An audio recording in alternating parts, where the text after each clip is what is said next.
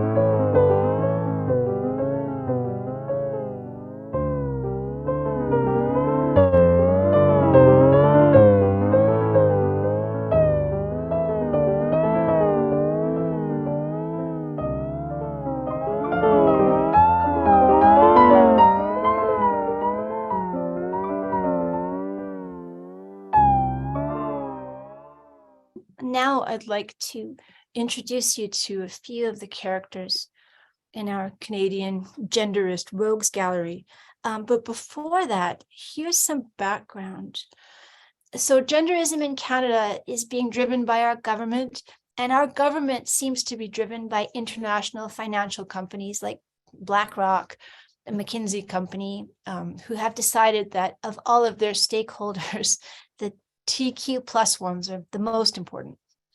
So the Canadian government has budgeted $100 million over the next 5 years to develop and implement their 2S LGBTQI plus action plan that they came up with. 2S LGBTQI plus, incidentally, is the official term. And, I'm interested, is there any government in the world using a more kind of cockamamie acronym? I'd sure like to know. I bet you we're number one. Okay, right from the official website, there it is. The action plan will do a few things, okay? It's going to prioritize and sustain 2S LGBTQI+. Okay, we know that. It's going to continue to advance and strengthen 2S LGBTQI+ rights at home and abroad.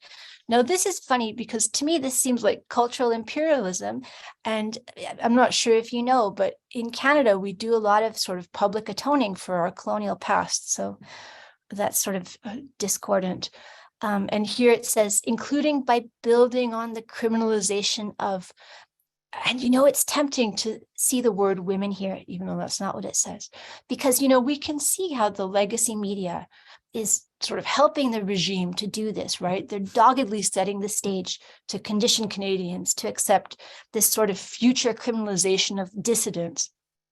And if you think that the official opposition party is going to help us, well, I tell you that I was watching the House of Commons question time. I think it was the last one from March 8th. And yeah, they're not going to help us. There was no pushback at all from the official opposition. So I don't know. We're not happy or surprised to see that word. Okay. Moving on. It's going to support Indigenous 2S LGBTQI+. And you want to know how? By placing the 2S to represent the two-spirit people at the front of the acronym. Okay, now some problems facing Indigenous Canadians are poverty, racism, violence, access to clean drinking water, access to healthcare. This blows my mind. No doubt they're going to appreciate having pride of place in the acronym. Like, what? Until all those other problems are resolved. It's hard to understand. It's almost, yeah. Anyhow, moving on. They're going to embed 2S LGBTQI+ issues in the work of the government, which means that every bureaucrat and public servant will have to quit being apolitical at work and start embodying the politics of our current regime. Okay, they're going to be forced to implement things that don't make sense, even in the science-based regulatory departments. And every person or place or thing that needs government funding or approval is going to have to do that as well. It's going to prioritize and sustain 2S LGBTQI+. That means more money for the chancellors who aren't ashamed to be experts in nonsense, right? If they can get paid for it, it's the microaggressions. They're going to strengthen 2S LGBTQI+ data and evidence-based policymaking, which no, it's not. It's going to destroy data collection because the genderists don't even want correctional services to record the sex of offenders anymore. Sorry, it's going to engage everyone in Canada in fostering a more inclusive future. That means we're all going to be indoctrinated. That's what that bit means. So, you know, those are the fertile grounds in which we sow our gender seeds. Let's see. So now for the rogues gallery. First is Faye Johnstone, who recently made international headlines for being called a woman on a chocolate bar wrapper in celebration of International Women's Day, of course. Last December, he gave an address about the Montreal massacre. So that was when this man murdered 14 female students at l'École Polytechnique for being for being women, really. And, you know, this kind of insult is happening all the time in Canada now. They find some man to come and talk about his pain on these occasions. And it's just, it's actually really insulting and it's gross. It makes me pretty upset. Anyhow, Faye Johnstone is the executive director of a consulting firm that has received more than $1 million from the government. Okay, to talk about microaggressions. It's lucrative, people. Anyways, so he gets a platform from our legacy media to lie about how scary Canada is for him, right? And how much hate there is. So he is a self-proclaimed white settler from a middle-class family. He calls himself that.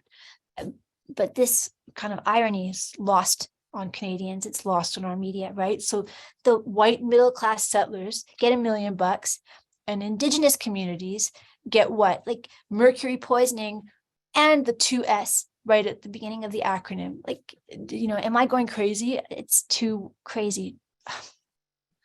Sorry. Okay. So Gender Dissent published this called Fairy Tales.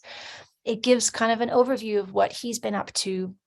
It says 2, but actually it was kind of a collaboration between 3 women. So Toni Vonk is one of our core team members. She's a great and passionate writer, totally dedicated. And, you know, Maureen Sullivan is just this woman full of skills who I think is a recent activist like many of us, right? Like yesterday she was a civilian, but then, you know, she was mobilized and now she's writing and I don't think she's ever going to shut up. She's wonderful. And so this features a letter from Esme V, who is one of the founding members of CAUSEBAR. And she's an old campaigner at this point. She wrote a complaint letter to the Canadian Standards Broadcast Council on behalf of CAUSEBAR to take issue with the brainwashing, okay, our legacy media is doing, right? The way they're using people who say they're trans to repeat hate, hate, hate, hate, till every Canadian believes it. And then Toni and Maureen expand on his back-to-back failures in trying to inflame the masses, right? Control public opinion. So I don't know, maybe it's not working. Maybe Canadians aren't buying genderism as much as I think. I don't know, touch wood, right? I just want to add that in my illustration for this piece, see, I borrowed from a really old picture of a man who has intruded into a fairy ring. You know, like, why are they all called Fae? That's what I think. So, you know, this is obviously a way for people for me to metabolize these kind of feelings and thoughts that I'm experiencing in this great gaslighting. Okay, next. Another rogue in our gallery was recently exposed by our own Eva Kirilova. Eva is such a joy to work with, you know, that's why everyone wants to work with her, right? Oh, and she's also Canada's preeminent lesbian. So funny. And this piece was really cathartic to me. It did me good. It was funny. She's funny. This fellow, Marnie Panas, he's quite similar to Faye Johnstone. He's a gender activist, right? He can barely function for all the hatred and violence of Canadian society. And yet he manages to be quite effective, in transgressing our boundaries. And he was voted a champion of inclusion. Even though, he's a relative baby, okay? He was born as a woman at the age of 42. Eva dug up so much about Marnie. Here, what did I write from her article? Panas attended an Everyone Can Pee rally at the Alberta legislature. Oh, these people are cloaked in glory. And my image shows Marnie curtsying like a prima ballerina. And those are woke cookies, by the way. That's sort of my corny attempt to reach out to the youth. Gender dissent. So, we have, it's full of rogues. But the last one I want to mention here was written about recently by our core member, Blue Jay. If you don't have blue jays in, your part of the world, they're these beautiful, smart, noisy birds. They collect acorns, lots of acorns.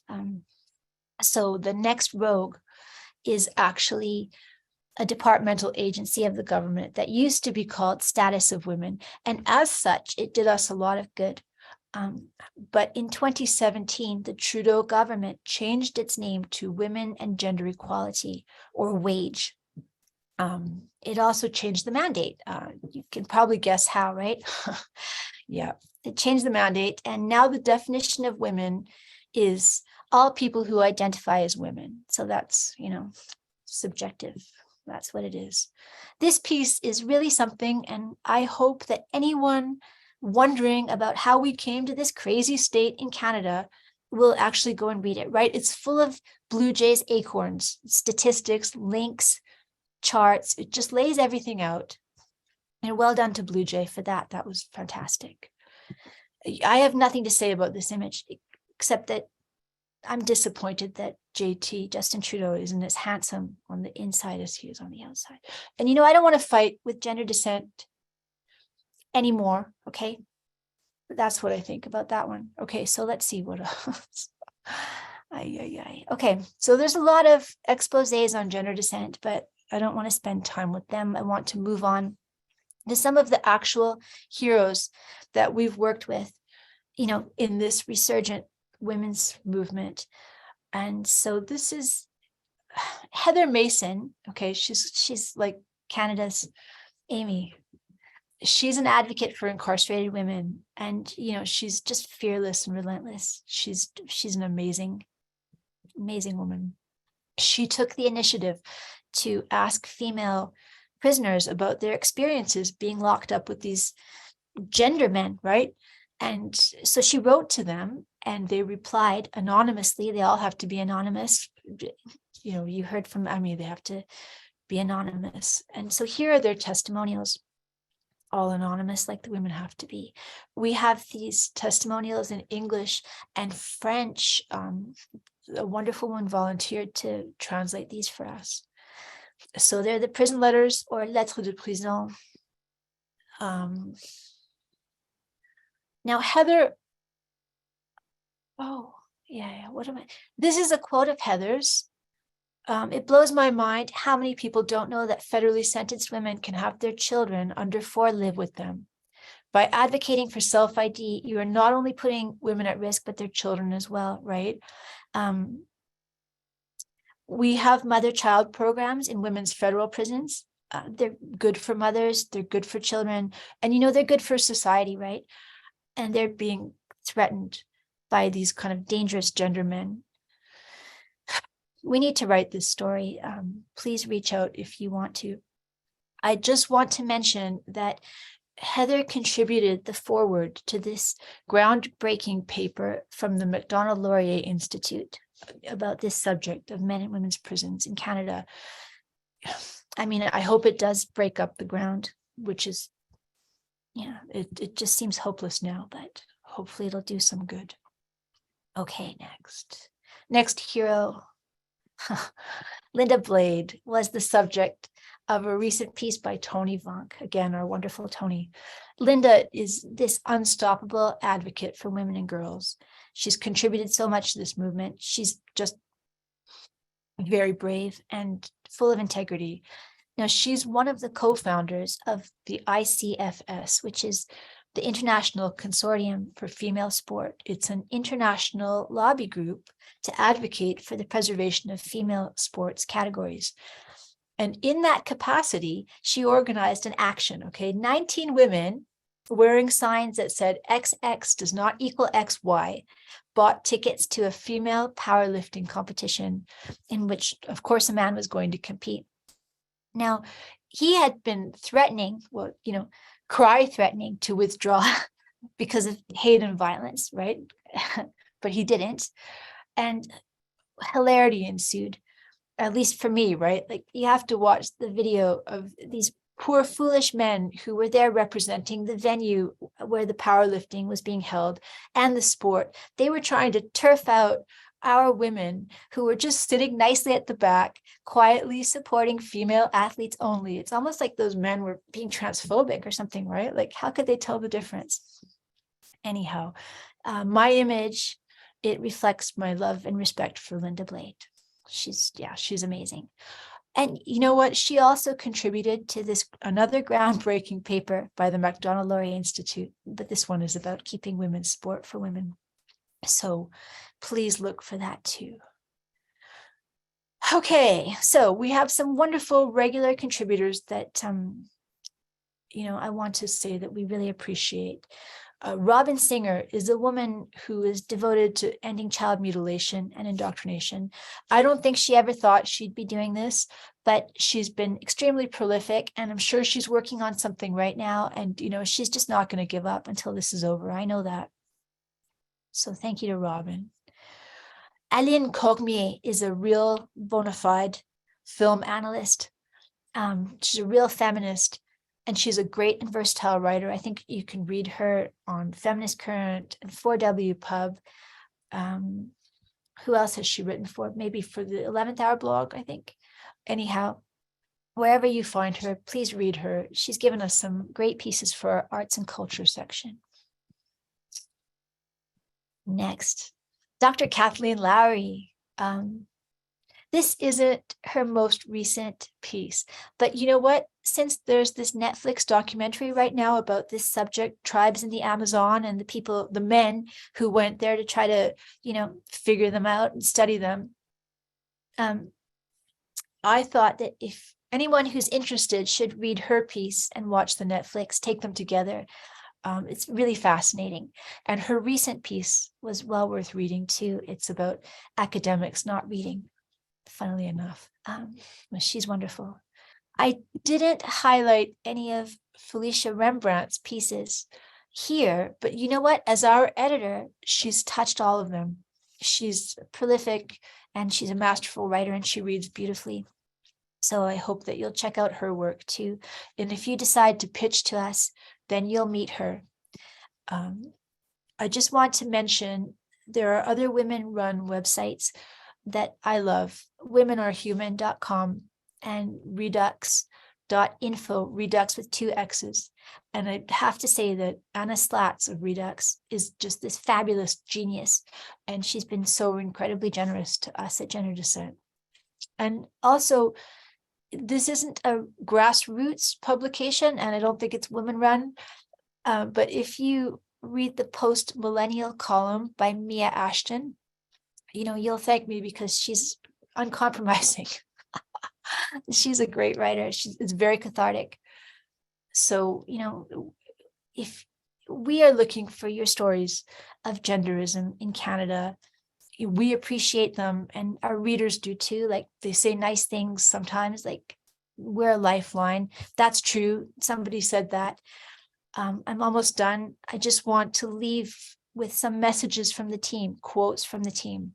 Eva Kurilova says, she says, this is in regard to writing for us. She says, you don't have to be scared. We'll help. And Tony Vonk says, hell no, I did not expect to be part of any underground effort. I'm truly inspired by the horror we see happening. And Blue Jay says, the craziest thing about what we've written is that it's all true. And Felicia says, we're here to address an emergency. So that's not the cheeriest thing to leave you with. So I'll add that if you write something, I will be as excited as if you were Martha Gellhorn, okay? And I'll make you a picture. So that's all for me. Thanks very much.